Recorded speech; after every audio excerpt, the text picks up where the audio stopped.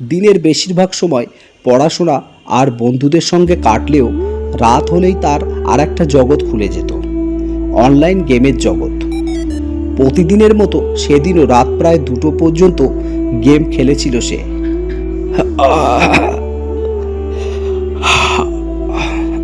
উফ, আজ আর নয়, অনেক গেম খেলে ফেলেছি। একটু ফেসবুক দেখা যাক, তারপর না হয় ঘুমালে হবে। সে ফোনে ফেসবুক খুলল। নিউজ ফিড স্ক্রল করতে করতে হঠাৎ তার চোখ আটকে গেল একটা প্রোফাইল দেখে। প্রোফাইলে নামটি ছিল মেঘলা রয়। প্রোফাইলের পাশে একটা সবুজ অনলাইন ডট জ্বলছিল। ঋত্বিক সেটা দেখে অবাক হয়ে গেল। এত রাতে কে অনলাইন থাকে?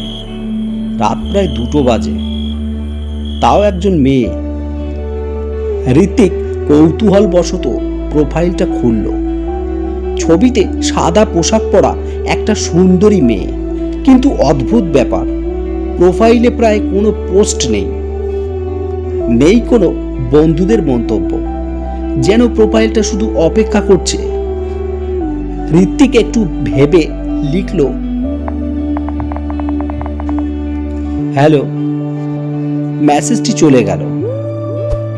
1 মিনিট 2 মিনিট কোনো রিপ্লাই পেল না। হঠাৎ ফোনে টিং করে একটা শব্দ হলো। তুমি প্রতি রাতেই জেগে থাকো? হ্যাঁ, আমি গেম খেলি। কিন্তু রাত 2টোর পর জেগে থাকা ভালো নয়। কেন শুনি? এরপর কোনো উত্তর নেই। কয়েক সেকেন্ড পর অনলাইন ডটটা নিভে গেল। তারপর মেঘলা অফলাইন। এইসব কথোপকথন ঋত্বিকের মাথায় ঘুরতে থাকলো। রাত 2টোর পর জেগে থাকা ভালো নয়, এই কথাটা শুনে সে একটু অবাক হলো। পরের দিন, কি রে ঋত্বিক, আজ এত চুপচাপ? আর বলিস না, কাল রাতে একটা অদ্ভুত প্রোফাইলের সঙ্গে কথা হলো, কেমন যেন একটা লাগছিল। আবার প্রেমে পড়লি নাকি? ধুর, ব্যাপারটা অন্যরকম, তুই ওসব বুঝবি না। আরে ফেক আইডি হবে, বেশি ভাবিস না। এরপর ঋত্বিক আর কোনো কথা বলল না, সে চুপচাপ চলে গেল। কিন্তু তার মনে হচ্ছিল আজ রাত 2টো যেন তাড়াতাড়ি আসে। আজ সে ইচ্ছা করেই অপেক্ষা করছিল, ঘড়িতে কখন রাত 2টো বাজবে। সেদিন রাত 2টো বাজতেই টিং করে একটা আওয়াজ হলো। মেঘলা আবার অনলাইন। এবার আগে থেকেই মেসেজ এলো। আজ সারাদিন আমার কথা ভেবেছো বুঝি? মানে, আচ্ছা তুমি কি করে বুঝলে বলো তো? আমি অনেক কিছুই জানি। তুমি কি জাদুকর নাকি? কিছুক্ষণ পর উত্তর এলো। যাদের তোমরা দেখতে পাও না, তারা অনেক কিছুই দেখতে পায়। কথাটা শুনে ঋত্বিকের শরীরে কাঁটা দিল, কিন্তু অদ্ভুতভাবে সে ভয় পেল না, বরং আরও কথা বলতে তার ইচ্ছা করলো। সেই রাতেই তারা অনেকক্ষণ গল্প করলো, কে কি খেতে ভালোবাসে, কোন কোন গান শোনে, ছোটবেলার স্মৃতি, সব কিছু নিয়েই তারা আলোচনা করলো। শুধু একটা প্রশ্নের উত্তর মেঘলা কখনো দিল না। তুমি কোথায় থাকো? যেখানে আমাকে কেউ খুঁজতে আসে না। পরের কয়েকদিন ধরে একই ঘটনা ঘটতে লাগলো। মেঘলা শুধু রাত 2টো থেকে 3টার মধ্যেই অনলাইন থাকতো। দিনের বেলায় কখনো তাকে অনলাইন দেখা যেত না। ধীরে ধীরে ঋত্বিক বুঝতে পারল সে মেঘলার জন্য অপেক্ষা করতে শুরু করলো। এক রাতে মেঘলা লিখল, আচ্ছা, আমরা কি বন্ধু? এ কেমন প্রশ্ন? অবশ্যই, আমরা তো বন্ধুই। কয়েক সেকেন্ড পর আবার আরেকটি এসএমএস আসলো। একদিন কি যদি আমি তোমার সামনে দাঁড়াই, তুমি কি ভয় পাবে? না, একদমই না। এরপর মেঘলা অনেকক্ষণ কিছু লিখলো না, তারপর মাত্র একটি লাইন পাঠালো। তাহলে খুব শীঘ্রই দেখা হবে। ঠিক সেই মুহূর্তেই ঋত্বিকের ঘরের জানালায় ঠক ঠক করে শব্দ হলো। সে দৌড়ে জানালার কাছে গেল, গিয়ে দেখলো বাইরে কেউ নেই, কিন্তু জানালার কাছে জমে থাকা কুয়াশার উপর ধীরে ধীরে ফুটে উঠল একটি শব্দ। হাসো। ঋত্বিক পেছন ঘুরতেই তার ফোনে আবার টিং করে একটা নোটিফিকেশন এলো।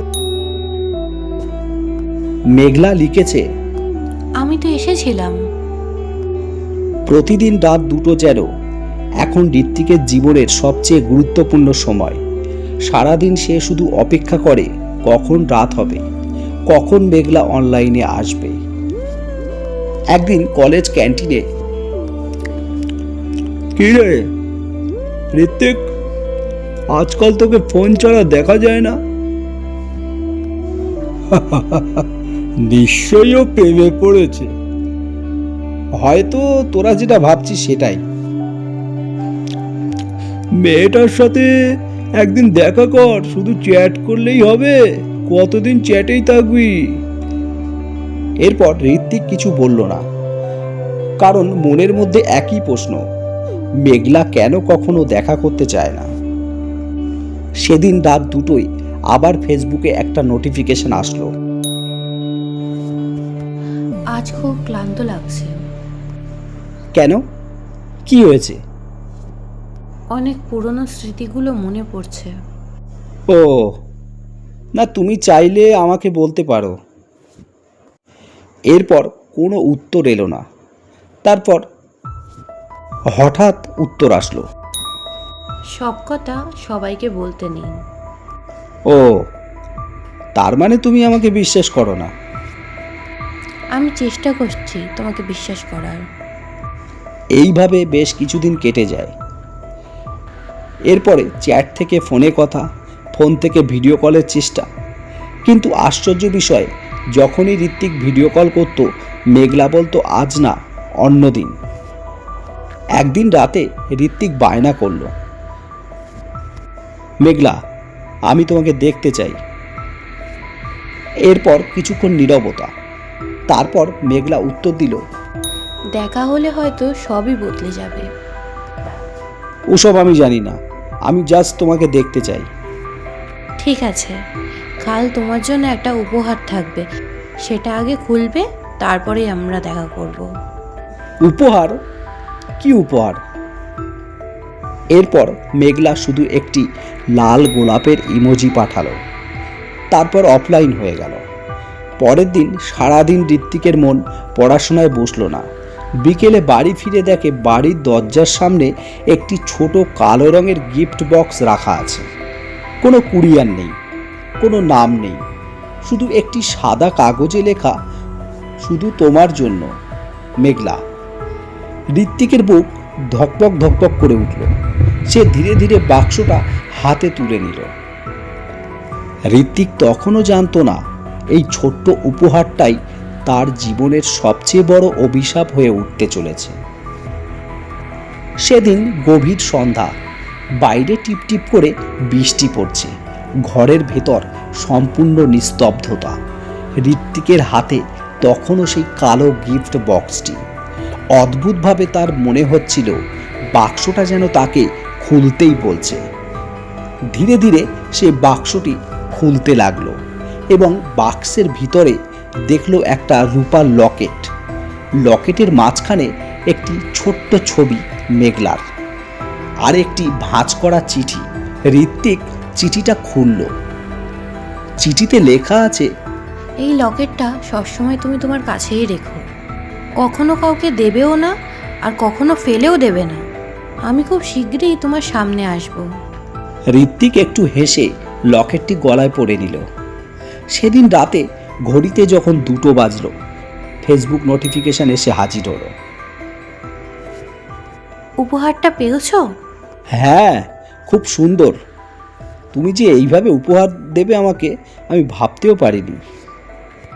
সবসময় পড়ে থাকবে কিন্তু, আমায় কথা দাও। হ্যাঁ নিশ্চয়ই, আমি তোমাকে কথা দিলাম। কয়েক সেকেন্ড পর মেঘলা লিখল, আজ জানলার বাইরে কিন্তু তাকাবে না। কিন্তু কেন? কোনো উত্তর এলো না। ঠকঠক করে জানালায় 3বার শব্দ হলো।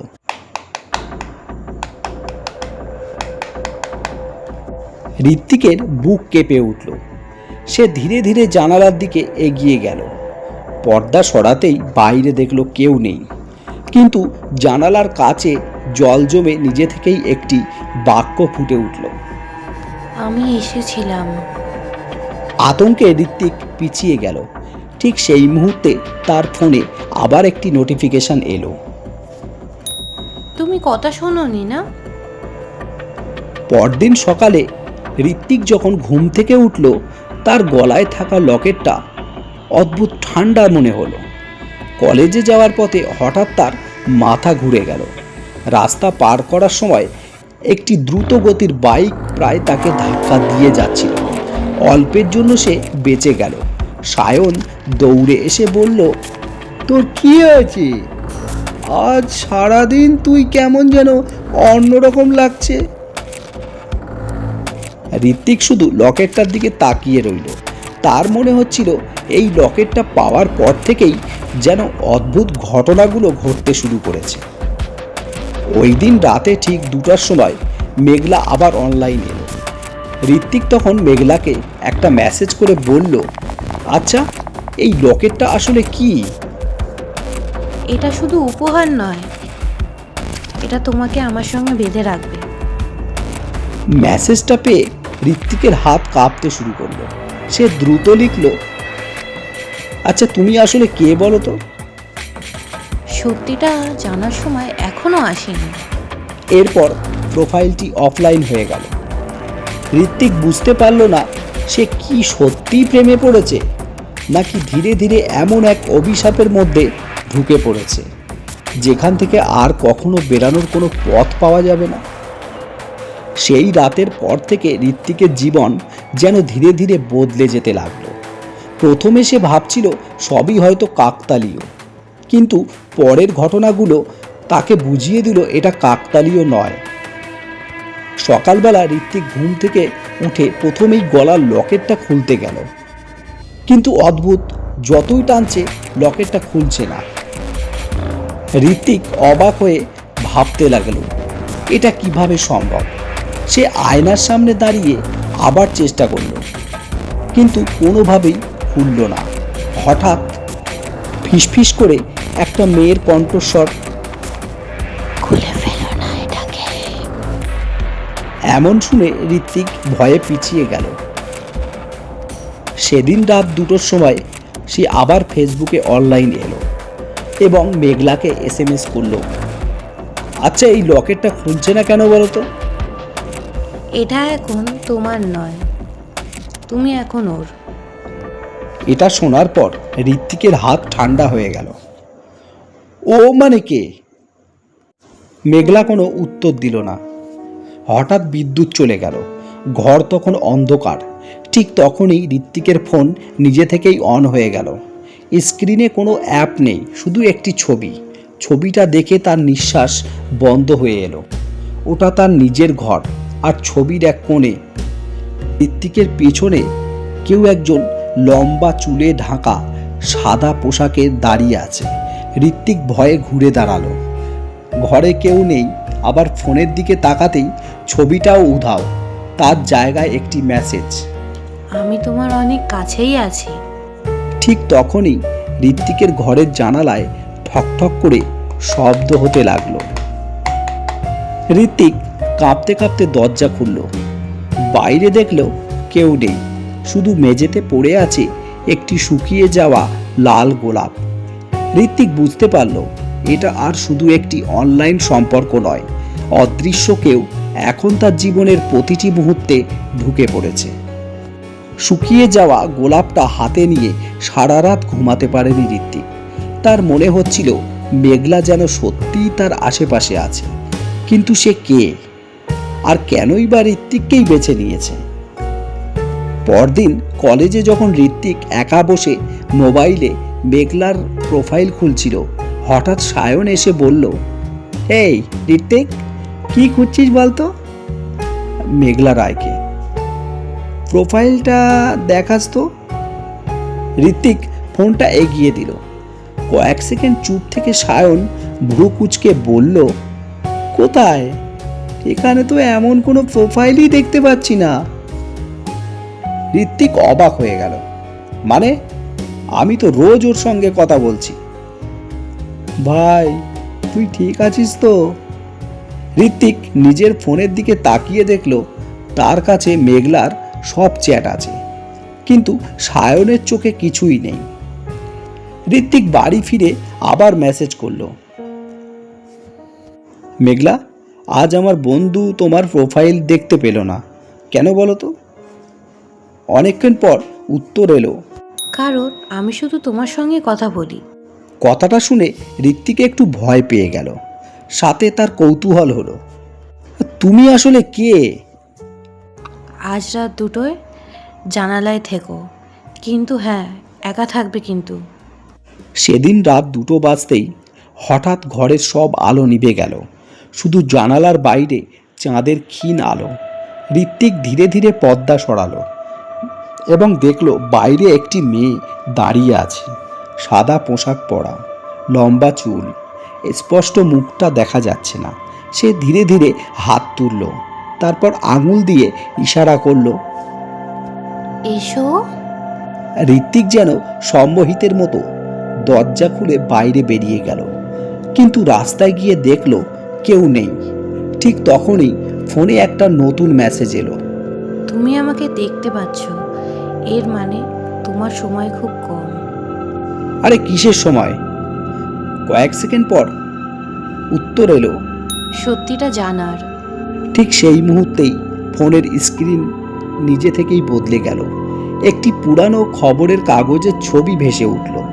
শিরোনামে রইল, কলেজ ছাত্রী মেঘলা রায় রহস্যজনকভাবে নিখোঁজ।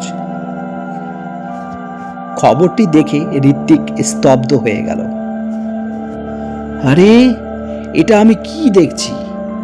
এটা কি সেই মেঘলা, নাকি এ অন্য কেউ? কিছুই তো বুঝতে পারছি না। আরও কি বড় কোনো রহস্য আমার জন্য অপেক্ষা করছে?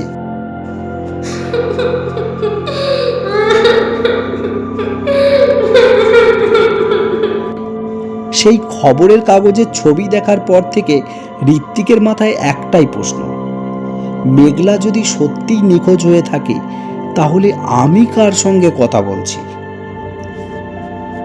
এরপর ঋত্বিক, সায়ন আর রাহুল কলেজের পুরানো রেকর্ডগুলি ঘাঁটতে শুরু করলো। হঠাৎ একটি পুরানো সংবাদপত্রের কাটিং তাদের চোখে পড়ল। 2014 সালে কলেজ ছাত্রী মেঘলা রায় নিখোঁজ হয়। আজও মেলেনি তার কোনো সন্ধান। সংবাদপত্রের ছবিটা দেখে ঋত্বিকের বুক কেঁপে উঠল। এ তো সেই একই মুখ যার সঙ্গে আমি প্রতিদিন রাত 2টোর সময় কথা বলি। হ্যাঁ রে রাহুল। দরজার পাশে দাঁড়িয়ে থাকা কলেজের এক বৃদ্ধ কেয়ারটেকার চুপচাপ কথা শুনল, তারপর ধীরে ধীরে বললেন,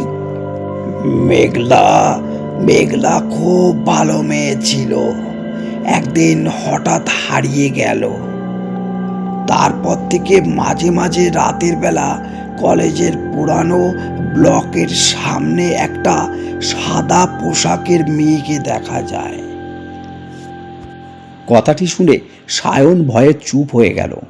রাহুলের মুখ থেকেও হাসি উধাও হয়ে গেল। এরপর মোবাইলে একটা নোটিফিকেশন এলো। দেখতে পেল মেঘলা অনলাইন। ঋত্বিক কাঁপা হাতে লিখল, তুমি কি মারা গেছো? এরপর অনেকক্ষণ কোনো উত্তর পেল না। তারপর মেঘলা হঠাৎ উত্তর দিল, আমি কাউকে ছেড়ে যেতে চাইনি। কথাটি দেখে ঋত্বিকের বুক ধড়ফড় করে উঠল। তাহলে তুমি এখন কোথায়? যেখানে আমার শেষ নিঃশ্বাস থেমেছিল সেখানেই আমি আছি। এরপর ঋত্বিকের গলায় থাকা লকেটটা নিজে থেকেই খুলে গেল। লকেটের ভেতরে আগে যে ছবি ছিল সেটি আর নেই।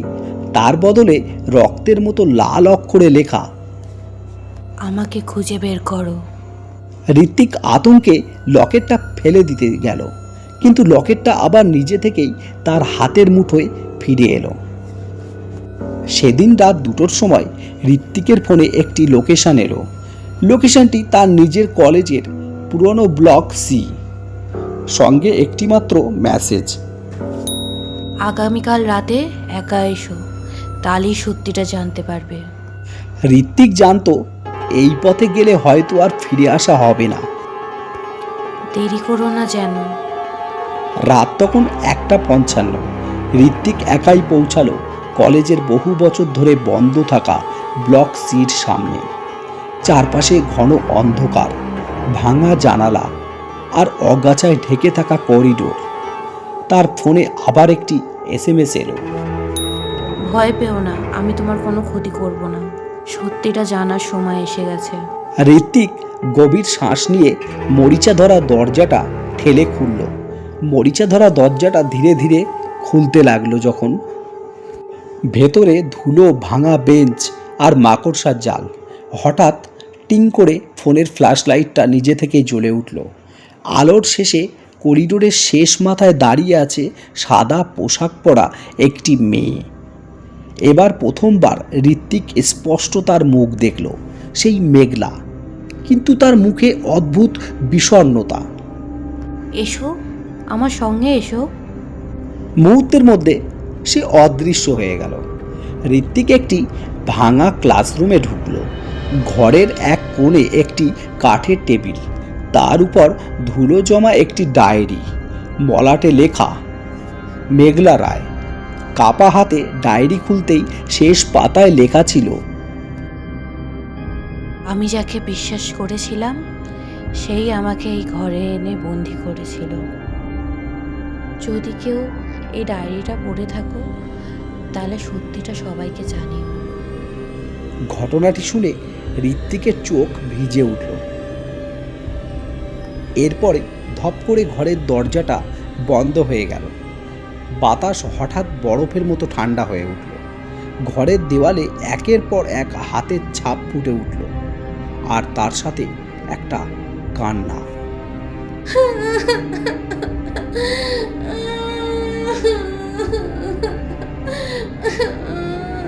এরপর একটা অতৃপ্ত আত্মা সামনাসামনি দেখা দিল। এবার তার চোখে ভয় নয়, শুধু কষ্ট। আমার দেহ এখনো এখানেই আছে। কিন্তু কোথায়? মেঘলা ধীরে ধীরে ঘরের পেছনের দিকে একটি পুরানো দেওয়ালের দিকে আঙুল তুলে দেখালো। মেঘলা ধীরে ধীরে ঘরের ভেতরে রাখা একটা পুরানো আলমারির দিকে আঙুল তুলে দেখালো। ঠিক তখনই দূরে ভারী পায়ের শব্দ শুনল। কেউ যেন করিডোর দিয়ে তাদের দিকেই এগিয়ে আসছে। ঋত্বিক বুঝতে পারল সত্যের একেবারে কাছে পৌঁছে গেছে সে, কিন্তু সে সত্যের পাহারায় এখনো রয়েছে। কিন্তু সেই সত্যের পাহারায় এখনো কেউ আছে। পায়ের শব্দ ক্রমশ কাছে আসছে। তার চোখ তখনও মেঘলার দেখানো আলমারিটার দিকে। ধীরে ধীরে পায়ের শব্দ থেমে যায়। অন্ধকার থেকে একজন বৃদ্ধ কেয়ারটেকার বেরিয়ে এলেন। তার হাতে একটি পুরানো টর্চ। তুই এখানে কি করছিস, আর কেনই বা এসেছিস? আমি এমনি এমনি আসিনি, মেঘলা রায় আমাকে এখানে নিয়ে এসেছে। মুহূর্তের মধ্যেই বৃদ্ধের মুখ ফ্যাকাশে হয়ে উঠল। 12 বছর ধরে কেউ এই নাম উচ্চারণ করেনি। এরপর কেয়ারটেকার ধীরে ধীরে সেই আলমারির দিকে এগিয়ে গেলেন। তিনি বললেন, অনেক বছর আগে এই ঘরের একটা ভয়ঙ্কর ঘটনা ঘটেছিল, কিন্তু সত্যিটা চাপা পড়ে যায়। এই আলমারির ভিতরে কি আছে? কি আছে আর কি বলবো, খুলে নিজেই দেখে নাও। এরপর ঋত্বিক সেই জরাজীর্ণ পুরানো আলমারির দরজাটা কষ্টসৃষ্ট করে খুলে ফেলল। ভেতরে দেখতে পেল একটা নরকঙ্কাল। নরকঙ্কালের গলায় একটি মরিচা ধরা আইডি কার্ড ঝুলছে, আর সেই আইডি কার্ডে লেখা আছে মেঘলা রায়। দেখে ঋত্বিক একেবারে স্তব্ধ। ঠিক তখনই হঠাৎ প্রচণ্ড বাতাস। মেঘলার আত্মা আবার দেখা দিল। কিন্তু এবার তার মুখে রাগ নেই, শুধু চোখে আছে জল। সবই আমি বুঝতে পেরেছি। আমি সব কিছু জেনেও কাউকে বলতে পারিনি মা। আজ তোমার এই দশার জন্য কিছু না কিছু ভাবে আমি দায়ী। সেদিন যখন ওই 3 শয়তান তোমাকে এই ঘরের মধ্যে টেনে হিঁচড়ে নিয়ে আসছিল, আমি দেখে তোমাকে বাঁচানোর চেষ্টা করেছিলাম মা। কে বলেছিল আমি যদি এই ঘটনাটা সবাইকে জানিয়ে দিই তাহলে ওরা আমার মেয়ের সঙ্গেও এই একই জিনিস ঘটাবে। সেই ভয়ে আমি কাউকে কিছু বলতে পারিনি। না, এটা তোমার দোষ ছিল না, এটা শুধুমাত্র আমার ভাগ্যের দোষ ছিল। আমি একজন বিশ্বাসঘাতককে ভরসা করেছিলাম। ঋত্বিক, আমায় ক্ষমা করে দাও। এতদিন তোমার সঙ্গে আমি যা করেছি, কিন্তু আমি এগুলো ইচ্ছে করে করিনি। আমি আমার মুক্তির জন্যই এসব কিছু করেছি। আসলে আমি তোমার জায়গায় অন্যজনাকেও নিতে পারতাম। এই ঘটনাটা ঘটিয়েছে তোমারই দাদা। তোমার দাদার প্রেমিকা ছিলাম আমি। হ্যাঁ, আমি জানি তোমার দাদা এখন আর বেঁচে নেই, কারণ তাকে মেরে ফেলেছি আমি সেই অ্যাক্সিডেন্টে। কিন্তু এখনও সত্য প্রকাশ হয়নি, আর যতদিন সত্য প্রকাশ না হবে ততদিন পর্যন্ত আমার আত্মার শান্তি হবে না। সত্যটাকে প্রকাশ করো সবার সামনে, আর আমার মুক্তি দাও। তুমি সত্য প্রকাশ করলে আমি শান্তি পাবো। আর আমার কলেজে আমার যত ডিটেলস আছে সব জ্বালিয়ে দিও। আমি এই কলঙ্ক দুনিয়ায় আর আমার কোনো ধরনের অস্তিত্ব রাখতে চাই না। তো বন্ধুরা, কেমন লাগলো এই গল্পটা? যদি ভালো লেগে থাকে তাই লাইক করবেন, সাবস্ক্রাইব করবেন, আর কমেন্ট করে জানাবেন যে কোথায় কোথায় আমাদের ভুল হয়েছে, সেই সব জায়গাগুলো আমরা শোধরাতে চেষ্টা করব। আজকের মতো গল্প এই পর্যন্তই। আশা করি আপনাদের এই গল্পটা ভালো লেগেছে। যদি ভালো লেগে থাকে প্লিজ একটা লাইক করে দেবেন। Thank you.